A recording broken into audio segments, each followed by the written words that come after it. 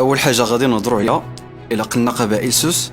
قبل من اي حاجه هي هاد السميه منين جات وفين جات وكيفاش نقدروا نحصروا الحدود ديالها.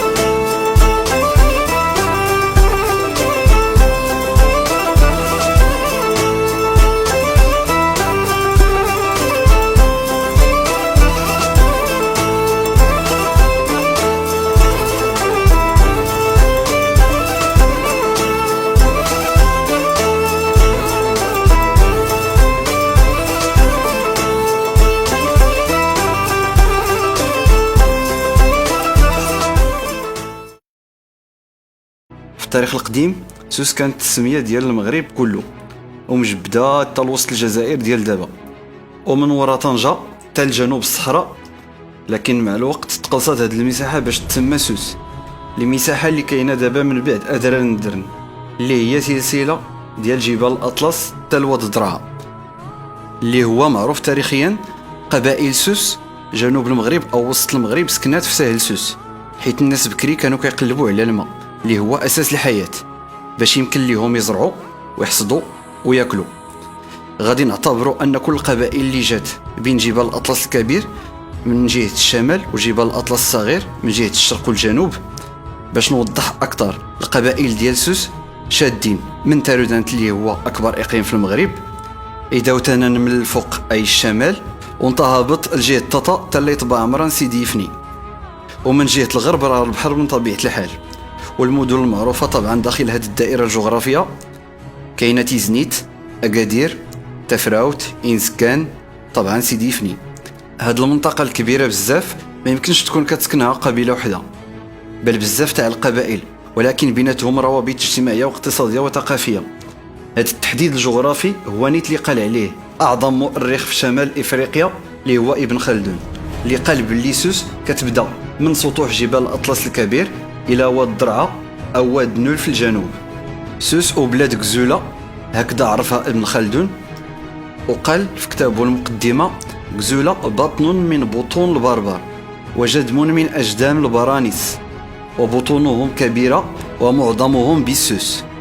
هنا ابن خلدون كيقصد بالبطن الكبير هو الاصل او الجذر اللي تفرعوا منه بزاف تاع العائلات اللي كونت قبائل سوس، يعني غزوله. والبرانيس كيعني بهم واحد الشعب امازيغي قديم وكبير. وكيقول ايضا ارض سوس مجالات الغزوله والمطا مما يلي درن، وغزوله مما يلي الرمل والقفار. هنا كيعاود يبين لنا الجغرافيا ديال قبائل سوس، حيت المطا هي دابا ايطبع عمران، ودرن هي جبال الاطلس. لدابا كنقولوا بالشلحه السوسيه ادرار ندرن، يعني جبل الاطلس. الا بغينا نفرزوا قبائل سوس او غزوله غادي نقسموهم لاربعه تاع المناطق، كل منطقه فيها قبائل وكل قبيله فيها بزاف ديال القرى. غادي نبداو بقلميم اللي هي لمطا قديما اللي فيها ايطبع عمران، لخصاص، افران الاطلس، تغجيج، تمنارت، فم الحسن، اقا الى اخره. من بعد كتجي غزوله الوسطى اللي فيها قبيله قسيمه اللي هي حاليا اكادير، انسكان، تشيره الى حدود المزار. كاينه قبيله مسكينه يعني جبال إدوتنان الى حدود قبائل حاحه. وكاينه هيشتوكا كما سماها ابن خلدون في المقدمه اللي هي الان منطقه شتوكا ايتباها، ولاد تيمه، هواره، تنالت، ايتوادريم، إدوغنظيف.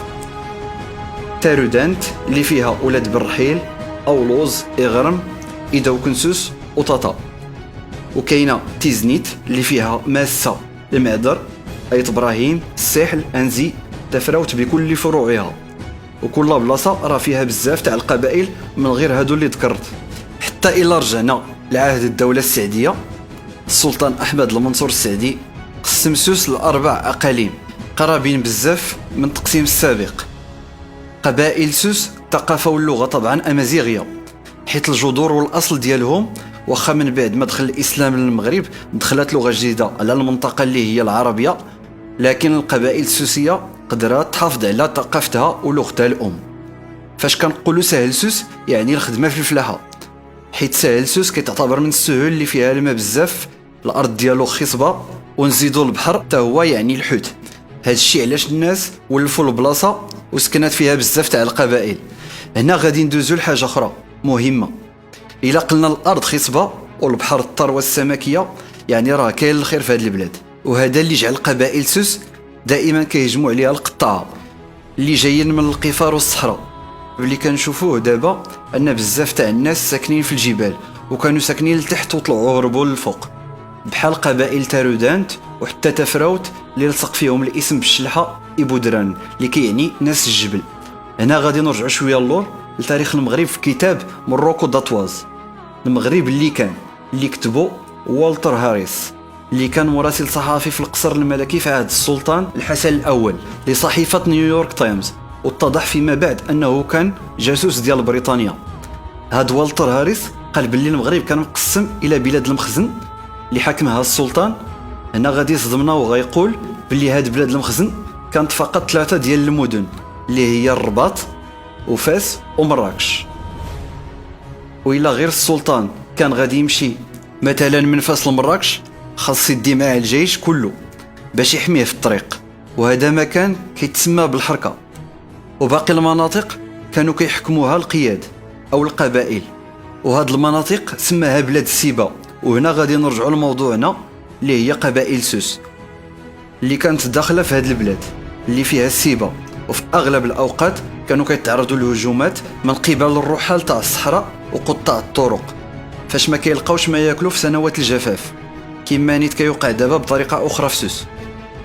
وهنا فين كانوا الناس ديال قبائل سوس كيهربوا للجبال كطريقة للنجاة من هجوم الشفارة وقطاع الطرق، وكيبقاو يحاربوا داك الهجوم، ولكن الغلات ديالهم والذهب والنقرة كانوا كيخبيوهم في الخزائن في الجبل اللي سموهم إيكيدار، اللي دايره بحال بانكا.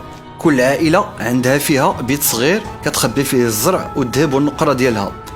كما كنعرفوا الهجوم اللي كان على السواسة كان من جهة الصحراء، حيت من جهات أخرى ما يمكنش، كاينين الجبال والبحر، واخا هذا الأخير كان كيهجم منه البراني بحال البرد قيس، لكن ماشي ديما.